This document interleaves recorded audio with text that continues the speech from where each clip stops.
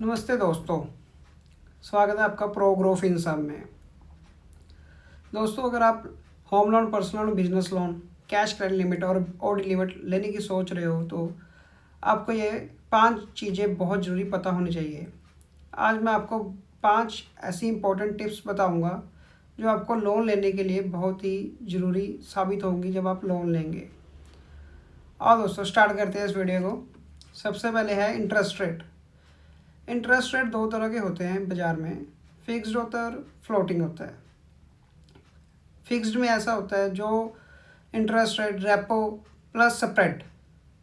Repo होता है RBI की तरफ से, जैसे इस टाइम हमारा रेपो चल रहा है 5.25 और बैंक का स्प्रेड इसमें 4% बैंक का ऐड कर लो तो हमारा 9.25 इंटरेस्ट रेट बन गया। ये फिक्स्ड हो गया। अगर हम मान लो सीसी लिमिट कराते हैं, ओडी कराते हैं, बिजनेस लोन करा रहे हैं, होम लोन करा रहे हैं तो ये हमारा फिक्स इंटरेस्ट रेट रहेगा। इसके ऊपर ये ना घटेगा ना बढ़ेगा। दूसरा होता है हमारा फ्लोटिंग। फ्लोटिंग में ऐसा होता है ये इंटरेस्ट रेट कम होता है, बढ़ता है। जैसे कि आरबीआई रेपो कम करेगा तो ये कम हो जाएगा, आरबीआई रेपो बढ़ा। मान लो दोस्तों, आरबीआई ने रेपो रेट 5.5 कर दिया है, प्लस हम बैंक का स्प्रेड ले लेते हैं 4%, तो हमारा 9.5% फ्लोटिंग रेट ऑफ इंटरेस्ट हो जाएगा। जैसे ही ये बढ़ेगा तो हमारा रेट ऑफ इंटरेस्ट भी बढ़ जाएगा। जैसे मान लो आरबीआई ने 6.25 कर दिया तो उस हिसाब से प्लस स्प्रेड करके तो हमारा रेट ऑफ इंटरेस्ट भी बढ़ जाएगा। ये जो मार्केट में हमेशा फ्लोटिंग पे ही लेना चाहिए लोन, चाहे बिजनेस लोन है, होम लोन है, चाहे पर्सनल लोन है, तो फ्लोटिंग पे ही लेना चाहिए। दूसरा है ईएमआई। पॉइंट हमारा ईएमआई का है। मान लो हम ईएमआई ज़्यादा कराने की सोच रहे हैं, 2, 3, 4 साल, 5 साल। पर्सनल लोन जैसे 7 साल तक हो जाता है, आपकी सैलरी के बेस के ऊपर 7 साल का हो जाएगा। अगर मान लो हम 7 साल का 1 लाख रुपए का लोन लेते हैं तो इसके ऊपर इंटरेस्ट रेट बैंक ज़्यादा चार्ज करता है, क्योंकि 7 साल से बहुत लंबा हो गया तो आप इंटरेस्ट पहले ज़्यादा भरोगे अपनी ईएमआई के अंदर। ठीक है, तो दूसरा इसके अंदर ईएमआई के अंदर आ गया है हमारा, मान लो आप कम ईएमआई करवाते हो। कम मतलब कि ऐसे मान के चलो हम पहले 7 साल की कराई, इसके ऊपर हम 2 साल की करा रहे हैं तो हमारी ईएमआई में अंदर प्रिंसिपल ज़्यादा जाएगा, इंटरेस्ट रेट कम होगा। इंटरेस्ट रेट हमारा कम होगा। अगर हम छोटी लोन लेते हैं तो छोटा लोन लेते हैं तो इंटरेस्ट रेट कम होगा। ज़्यादा ईएमआई करवाते हैं तो इंटरेस्ट ज़्यादा जाएगा उसमें। इसी हिसाब से आप देख सकते हो कि आपकी सैलरी के अकॉर्डिंग ईएमआई कितनी करवानी है। ठीक है। तीसरा पॉइंट है अपना हिडन चार्जेस। कई लोग लोन लेते समय सिर्फ इंटरेस्ट रेट देखते हैं कि इंटरेस्ट रेट 9% है, 8.5% है। वो चार्जेस वगैरह बिल्कुल ही नहीं देखते लोन लेते समय। ये बहुत ही इम्पोर्टेंट ज़रूरी है कि अगर हम लोन ले रहे हैं तो हमें चार्जेस पते होने चाहिए कि हमें कौन कौन से चार्जेस लग रहे हैं। मान लो सबसे पहले लगती है प्रोसेसिंग फ़ी।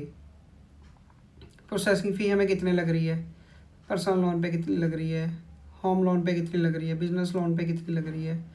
दूसरी चीज़ हमारी है ज़रूरी, लेट पेमेंट। अगर हम लेट पेमेंट करते हैं किसी ईएमआई की मंथ के अंदर तो हमें कितने चार्जेस लगेंगे, कितने दिन के अंदर भरनी है। हमें लेट पेमेंट करते हैं तो कितने चार्जेस लगेंगे और कितने दिन में भरनी है। तो अगर इससे भी ज़्यादा लेट हो जाते हैं तो कितने परसेंट और 4% लगती है हमें, इसके ऊपर परसेंटेज आ जाती है बाद में।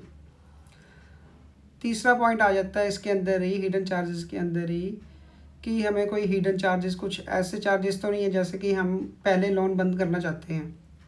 मान लो हमें 2 साल का लोन कराया हमने, हम उसको 7 महीने में बंद करना चाहते हैं, 8 महीने में बंद करना चाहते हैं, 6 महीने में बंद करना चाहते हैं, तो हमें प्री क्लोजर प्रोसेसिंग फ़ी तो नहीं लगेगी।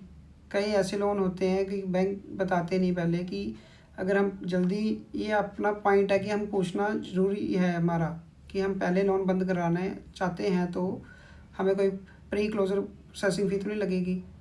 ये इसके अंदर हिडन चार्जेस के अंदर 3 पॉइंट ऐसे हैं। प्रोसेसिंग फ़ी आ गई सबसे पहले, कोई हमें लेट फ़ी तो नहीं लगेगी अगर हम EMI नहीं भर रहे तो।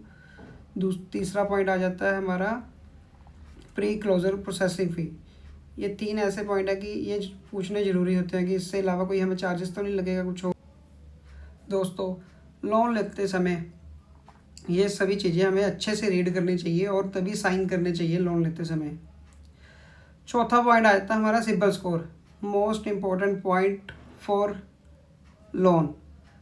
हमारा 750 प्लस सिबिल है मान लो, तो हमारा बहुत ही अच्छा सिबिल माना जाता है।